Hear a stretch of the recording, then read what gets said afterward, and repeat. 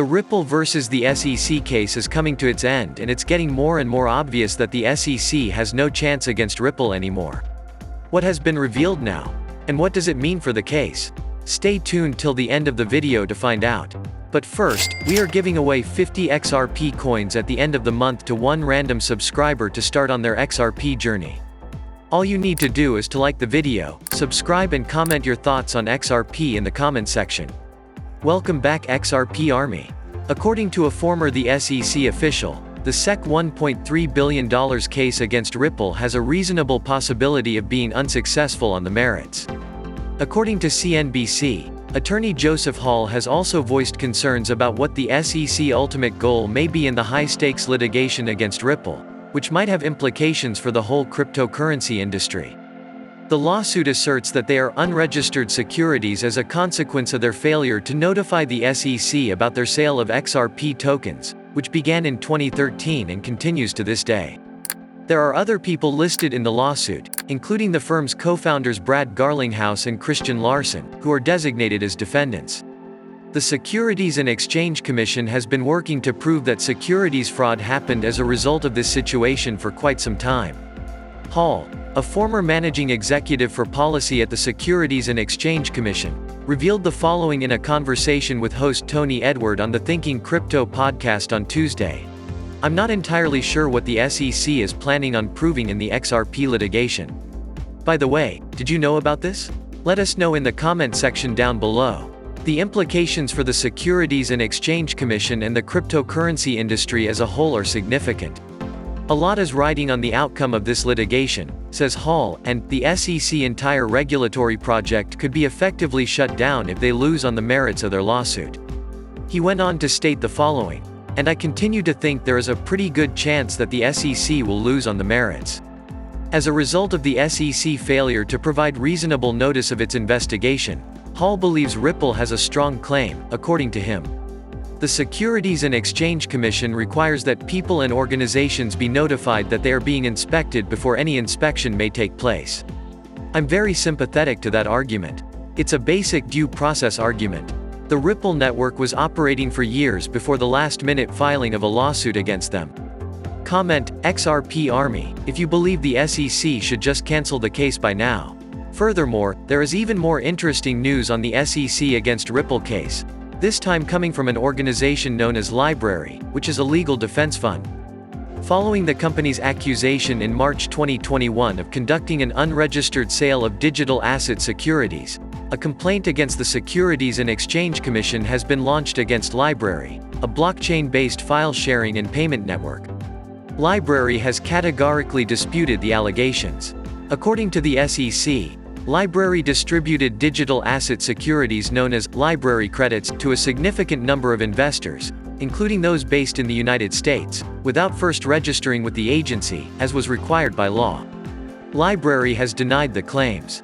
Consumers who participated in the firm's initial coin offering, ICO, are believed to have contributed more than $11 million in US dollars, Bitcoin, and services, according to the company.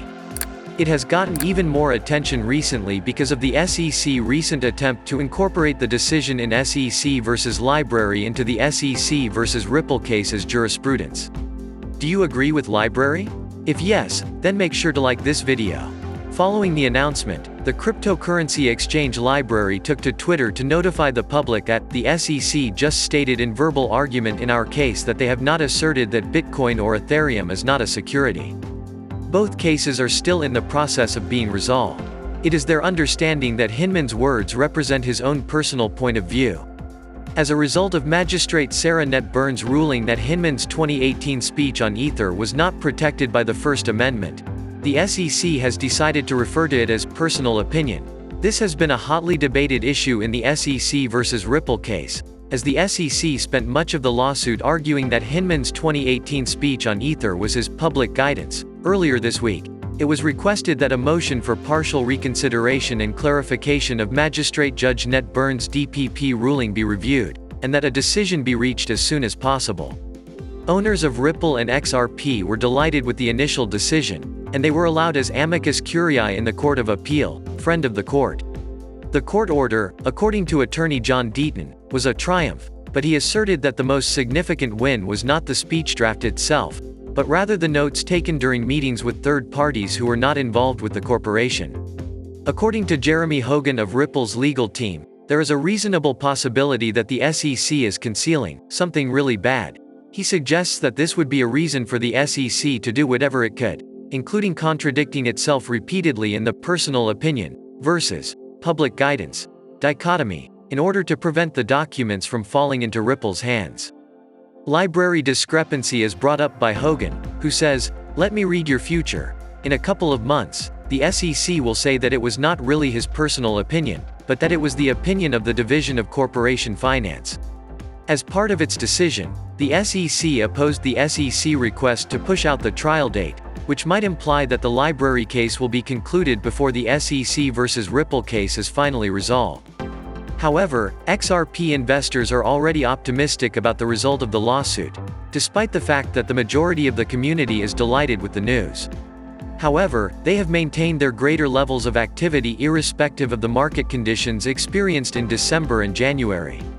After suffering a setback earlier in May 2021, the network's transaction volume has begun to recover and grow again. It was just 10 days ago that it reached the 2 million user mark for the first time. Although the number of investors has decreased to 1.69 million, given the present degree of uncertainty, some may prefer to remain in this region.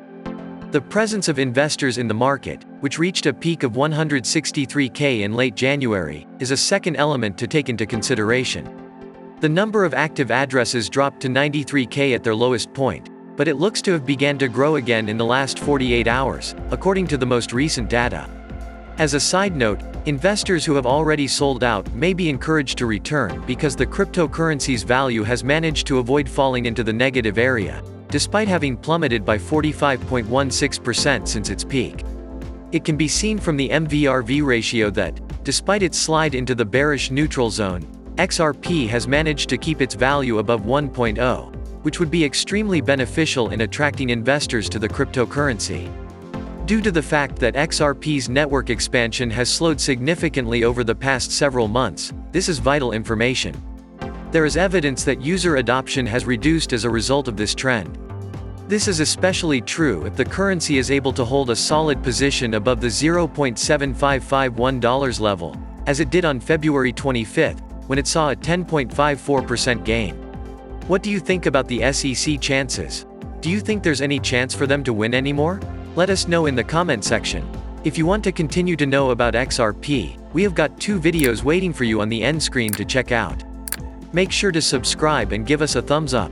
Thank you so much for watching. See you in the next video. Kindly note that prices of cryptocurrencies frequently change, so by the time you watch this video, it might have changed to a whole new value.